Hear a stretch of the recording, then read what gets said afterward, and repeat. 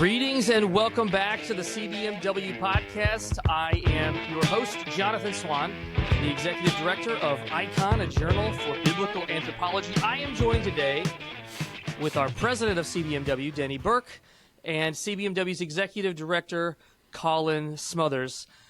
Last week, we hinted that we might take our conversation in a different direction, away from more political issues. However, our plans were interrupted when yesterday Donald Trump issued, get it, another executive order, this one titled Keeping Men Out of Women's Sports.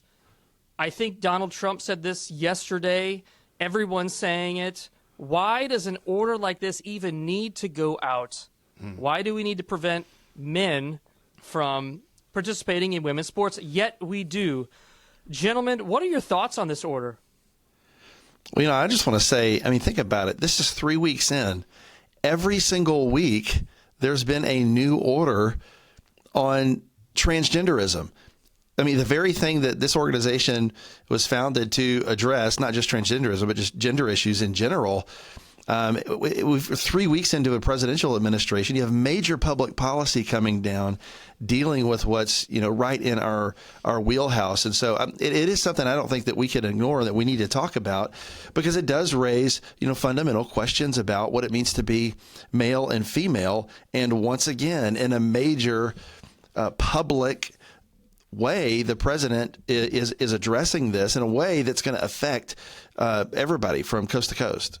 Yeah, I think that's exactly right. And this executive order came out, apparently, I didn't know this was a thing, but on National Girls and Women in Sports Day. I think that's the reason why Trump even waited 3 weeks in, because in response to the Biden administration, there's this fact sheet that is going out that the White House put out.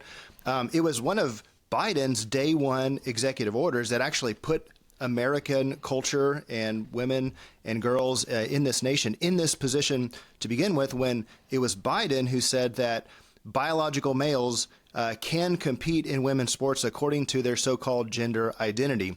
And one thing I want to highlight here is how this discussion has actually centered around Title IX legislation, which, if you're not familiar with Title IX was a law that Congress passed way back in 1972 that was sort of part of the civil rights package. And in some ways, Title IX was the thing that kicked off, or at least jump-started, women's sports in this country to begin with. Because what happened is universities that were receiving federal funding had to provide equal scholarships for women as they do men. So you think about a university, one of the biggest scholarship sports there is, and a typical one is football.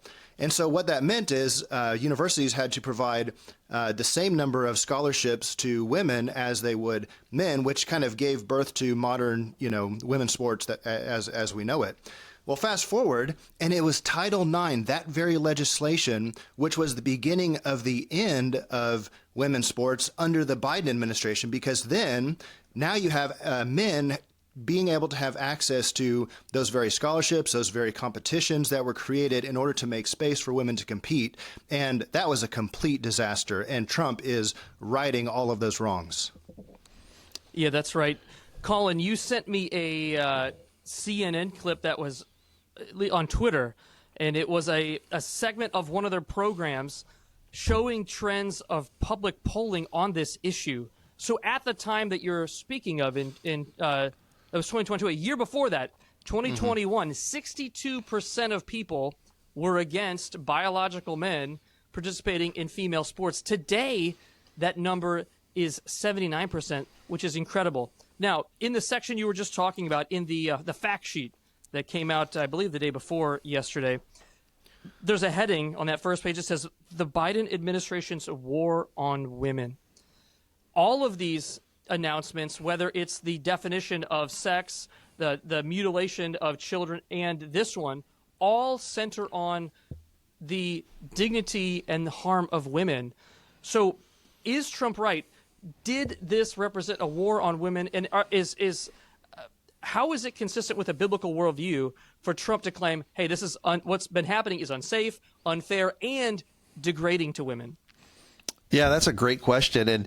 And really, if you look back at what the previous administration had done, The New York Times reports today about the fact that the Biden administration put forth a rule last year that made discrimination or harassment based on sexual orientation or gender identity a violation of federal civil rights law. But then that rule that they put forth got vacated by a federal judge. And so that's what kind of opened things up for Trump to be making all of these orders right now. But what was happening under the previous administration, and really the one before that, is that they were wanting to redefine sex in terms of gender identity. And to say that basically the way a person feels about themselves, that's what they are. And that's over and against what, it's been throughout all history and every culture and every place in the world. Everybody understood that a male was somebody whose body was organized for reproducing as a father, and a female was somebody whose body was organized for reproducing as a mother. Everybody kind of understood the basic biological distinction. And when you said man or woman, it corresponded to that. Well, no more under the previous guidance, which was, no, we're going to treat a man as somebody who thinks he's a man, whether or not he's a male. And so this whole regime of irrationality came in, and it's not just unchristian, it's irrational. Both of those things actually go together because this is God's world and nature is as God designed it. But what I am saying is that even people who aren't Christians can see that this is irrational because you're basing the definition of male and female upon grounds that defy what everybody can see with their own two eyes. And so in previous, two administrations, you'd seen changes in this regard. And now I think what we're seeing now is just going back to the way we always did things, before the last 10 years or so.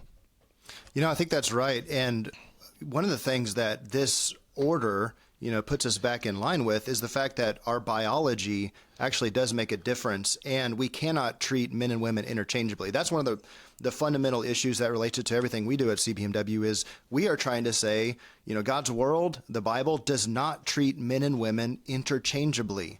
Men are men and women are women. And for instance, the fact sheet that that the Trump White House put out, it references the fact that men, on average, have greater muscle mass and strength and cardiovascular capacity due to testosterone levels. And those advantages or those differences actually give a sports advantage to men, such that just because somebody declares themselves to be a woman, tomorrow, those differences do not go away. But the Biden administration was enforcing universities across this country to ignore those differences and basically allow for unfair competition.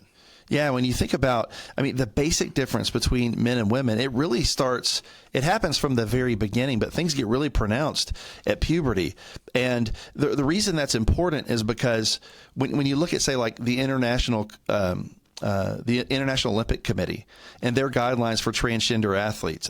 That's addressed in this executive order.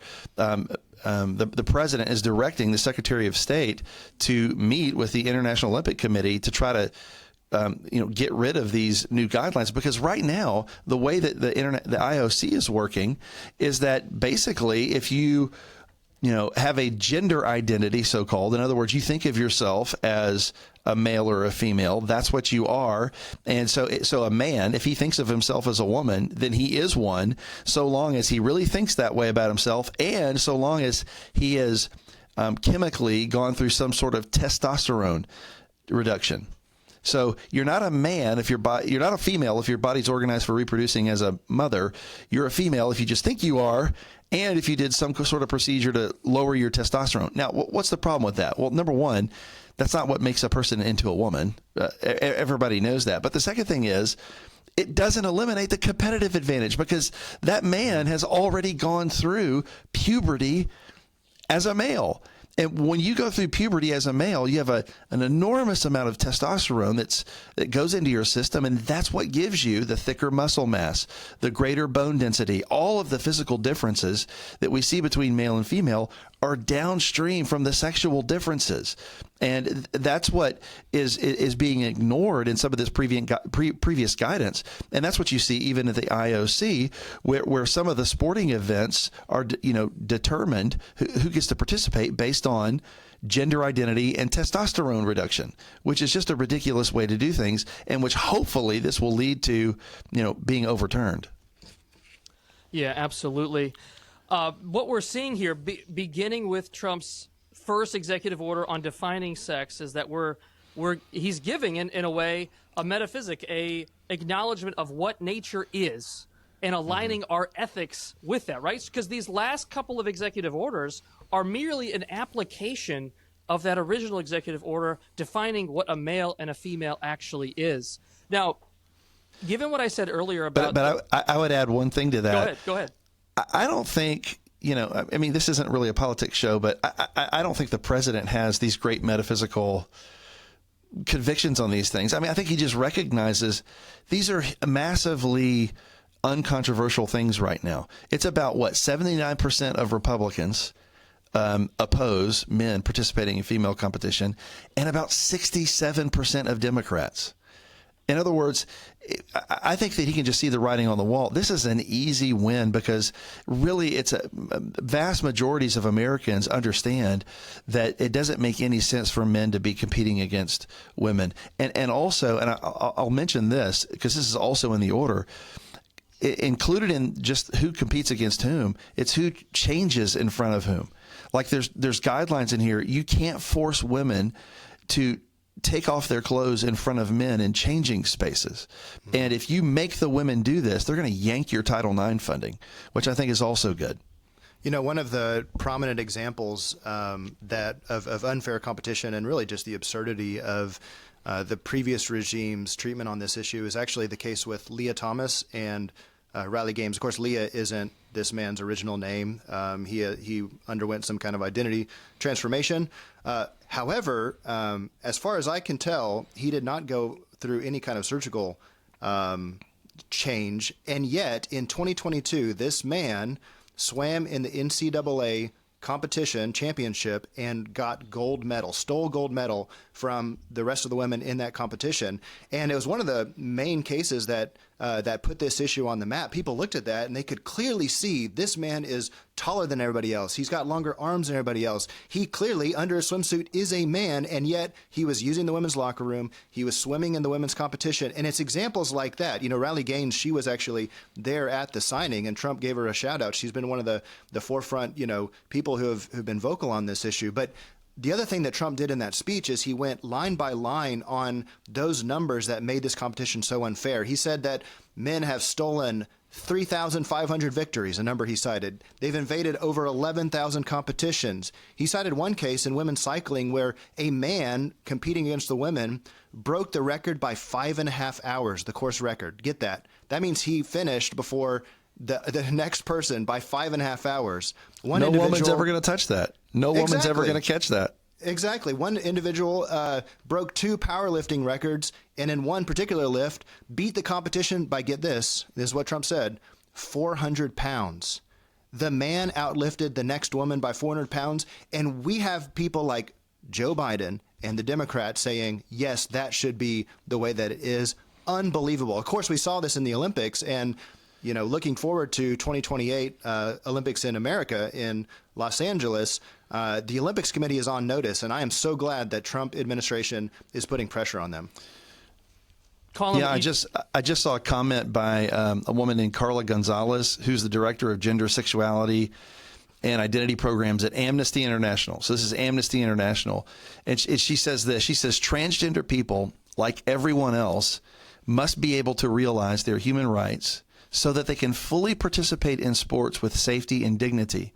The policing of who can and cannot play sports could lead to problematic, invasive testing of all athletes. That's their best response to all this, is that, if you make participants have to be biological males or biological females and classify that way, then we're going to have very invasive testing in order to discover who's a man and a woman. And I just want to say, have you completely lost common sense? This is why you're losing the issue. Mm-hmm. We don't have to have massive invasive testing to tell a girl from a boy, a man from a woman. These things are common sense, and there's nothing major about it. And even if you did have to have some kind of a test, I grew up when we all had to go have physicals. It's Right. pretty invasive. It's pretty, you know what I'm saying? I mean, we had to do that in order to play sports. So I don't think this is a big deal. I don't think it's anything, majorly out of the norm, but they're trying, the argument against this is really forlorn because they're saying, oh, you'd have to really determine who's a male and a female, and you have to do some sort of advanced medical test. No, it's not really going to be that. But I don't think that that's going to be very effective in scaring people away from these corrections. Denny, think also about the disordered empathy that's at play here, right? We have empathy for so many people, yet we have none in this instance for the girls who are being degraded by having to be unclothed with a male in their locker room, or the lack of empathy for Peyton McNabb, who received a spiked volleyball and is now permanently injured, right?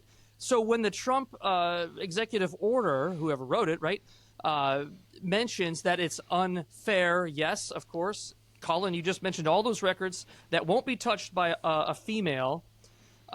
You also have the records that are broken. It's unfair, but you have the danger of all of this, right? We were actually putting our daughters at risk by playing in sports with biological males. Yeah, there's going to be a lot of iconic, I think, photographs that define this administration. I think one of them we just saw yesterday, and that was Trump sitting at the Resolute desk, signing that executive order, surrounded by women and girls all around them with beaming smiles on their faces because they know this man right here stood up for us when really, in some ways, the world was against us the last 4 years. That's right. Well, brothers, thank you so much for this discussion. I look forward to seeing you next time.